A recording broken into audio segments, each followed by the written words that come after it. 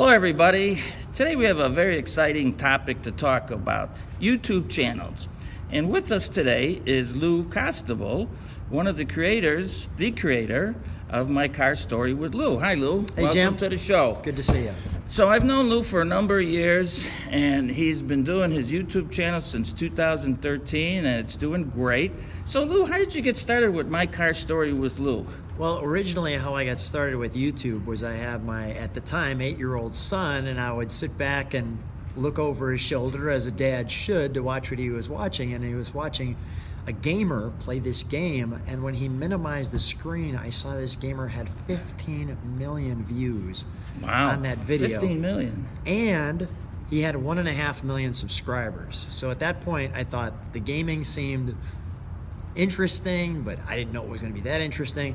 And I thought I had an idea of meeting people at car shows, which I love doing naturally anyway, and they love talking about their cars. So combining they love talking about their cars with a YouTube channel. So this way, for myself, I would never forget the cars that I so much enjoyed. I had no idea where it was going to go, which was not only did they love telling about their cars, so it was honoring them, but some of these cars are leaving a historical legacy because people don't know anything about them, and it's taken me to some amazing places. And I've started in 2013.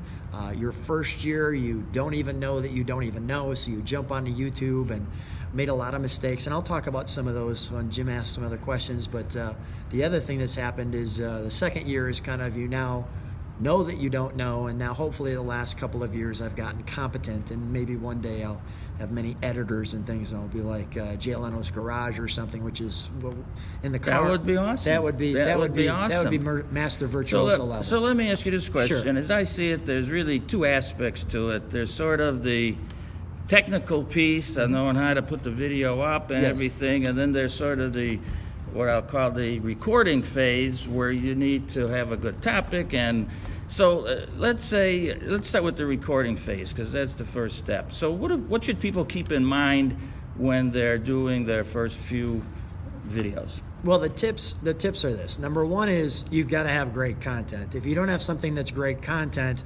excuse me, people aren't going to remember it. They're not going to want to watch. They're going to go away. So defining content really means that you need to find something that others are interested in, whatever that is, whether it's America's Funniest Videos or music or your topic. I call them your God-given talent topics, but something that you have a talented topic in, and then just enjoy it, because YouTube now says unless you have 1,000 subscribers, you're not going to be able to monetize it. Now, that may not be your goal to monetize it. You may just want to help people or educate people, and that's a beautiful thing.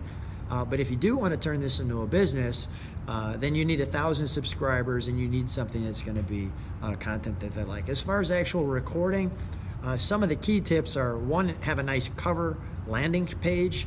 Usually you have to do that custom.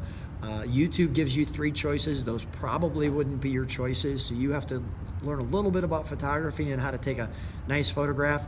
And then they only give you 1 meg in size, so cameras today on your phone have like 8 meg, so you have to be able to shrink that down and get the content in there that you want, so it's an appealing cover page. And there's people who can share YouTube videos on that. The other thing is have fun. As long as you're having fun with the topic, people are going to know it. And life's too short. Enjoy that time that you're videoing this, and you're sharing these memories.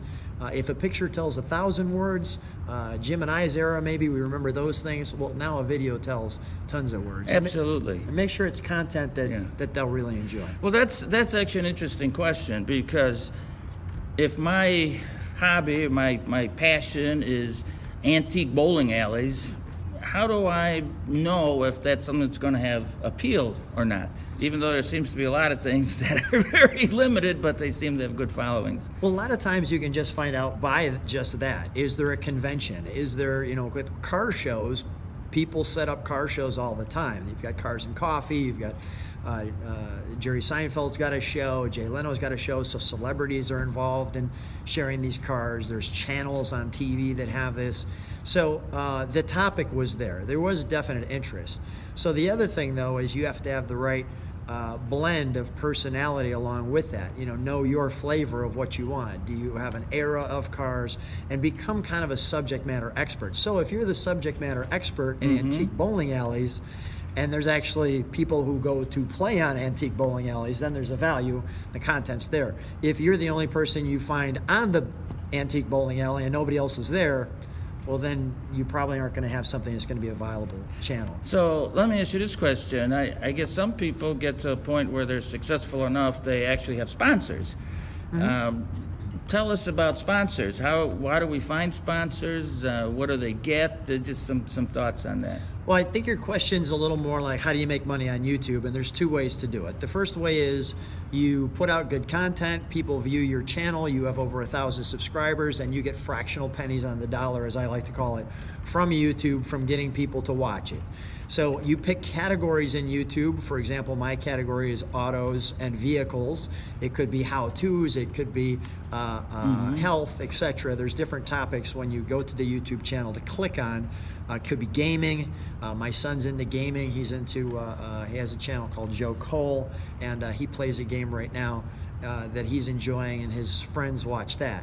So he's now becoming a little bit of an entrepreneur. So whatever the hot topic is, get you to that. The second way to make money is, this weekend I was watching, I'm not a golfer, but I just happened to turn the channel on, and I noticed that this one gentleman won his game. So with that being said, it was a big deal, and now this guy is going to make endorsements. People are going to come to look for him for that. So the thing to answer the question on sponsorship is you have to build your image. You have to build the one thing, if I could use one word, it's called influence. So as I have more subscribers, at 3,000 subscribers, people might think I don't have much influence. At 100,000 subscribers, even though I'm probably still the same person, people will view that as having more influence. And if you have more influence, that's when people are going to want to sponsor. So Lou mentioned earlier that we should always have fun with what we're doing, so we're going to do a little of that now. Lou admitted earlier that he's not a golfer. That's true. And trust me, I've seen him on a go-kart racetrack. He's not a go-kart racer either. So if you see him on a track, you may want to just make some space and stay away from them. But let me ask you this. Okay, so we talked about some basic things. How do you attract subscribers? Is it you just let it go organic, or do you promote it in some way? Yeah, I can only speak about my channel, My Car Story with Lou. If you went to YouTube, it's organic, and again, it started very self-interestedly, and yet I think I've got the personality to kind of understand from a business standpoint what people might be interested in. I knew already they were interested in cars because people were coming to car shows.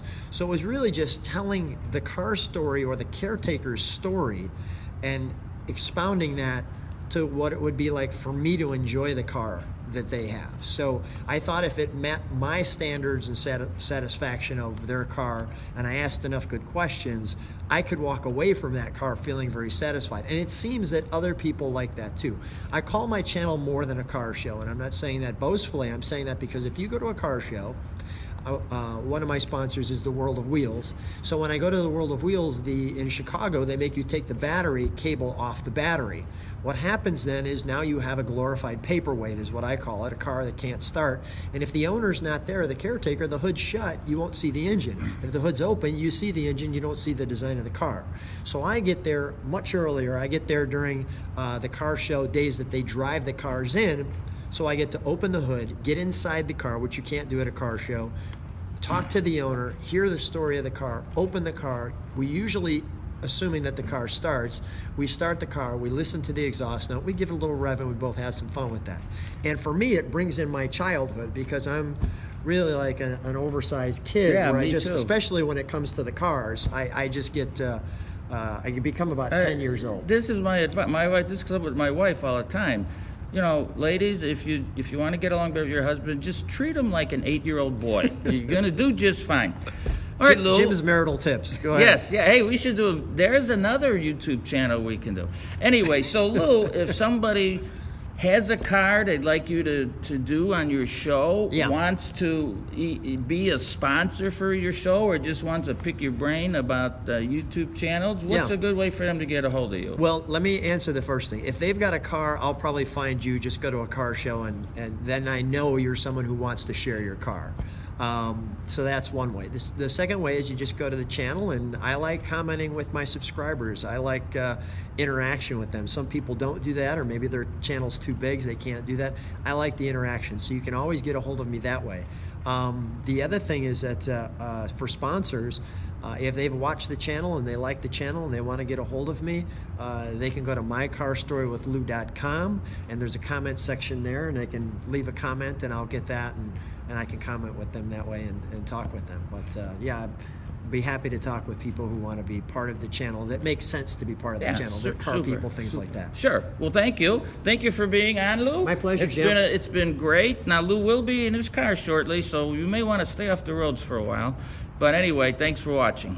Thank you.